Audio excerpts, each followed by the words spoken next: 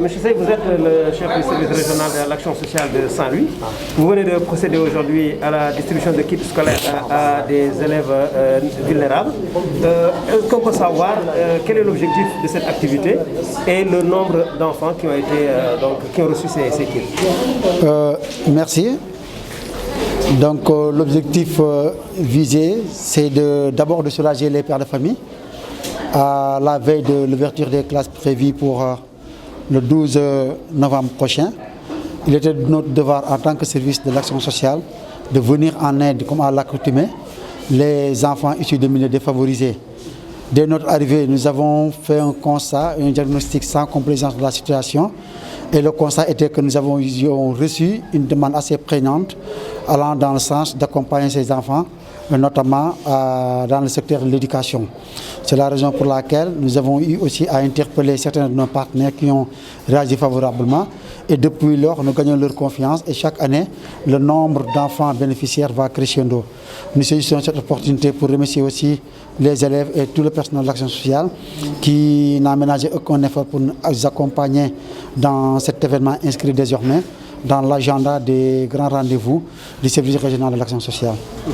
Cela participe aussi à renforcer un tout petit peu l'équité et à favoriser aussi un égal accès à l'éducation pour tous. Ça, c'est notre vœu. Et que vous savez, le président de la République, son Excellence M. Macky Sall, à travers le plan Sénégal émergent, notamment en son axe numéro 2, le capital humain, met en exergue l'être humain. Donc nous, en tant que service, nous ne faisons que dérouler à la base la politique sociale de l'État.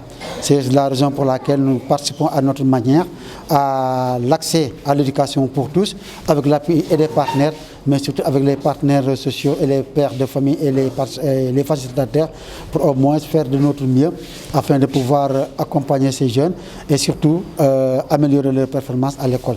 Ce n'est pas une mission facile parce que chaque année, le constat est toujours le même avec une demande prégnante. Il est de notre ressort, de notre devoir d'aller vers les partenaires du CIAD afin qu'ils puissent nous accompagner pour pouvoir répondre favorablement à la demande des pères de famille qui comptent toujours sur nous pour pouvoir donner à leurs enfants des fournitures.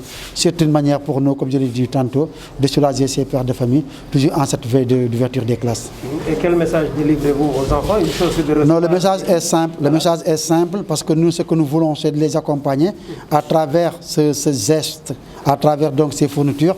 Nous leur demandons d'aller de loin. Nous leur demandons d'accroître leur performance pour mieux nous pousser à aller aussi vers les partenaires pour pouvoir augmenter le nombre de bénéficiaires. Je pense que le message est perçu, aussi bien pour nous, aussi bien aussi pour les partenaires, ainsi que la porte-parole des parents. Ensemble, nous avons incité les enfants à aller de l'avant, à étudier et à accroître leur performance à l'école. En tout cas, nous ne ménagerons aucun effort pour trouver des partenaires afin d'augmenter le nombre d'enfants pouvant bénéficier au moins de fournitures scolaires. Cette année, nous avons eu à présenter aux différents examens une soixantaine de candidats. Pour ce qui est du CFE, sur les 19 candidats qui se sont présentés, nous avons 19 admis, ce qui fait un total de 100%. S'agissant du BFM, sur les 18 candidats, 15 sont déclarés admis, soit un taux de 83,33%.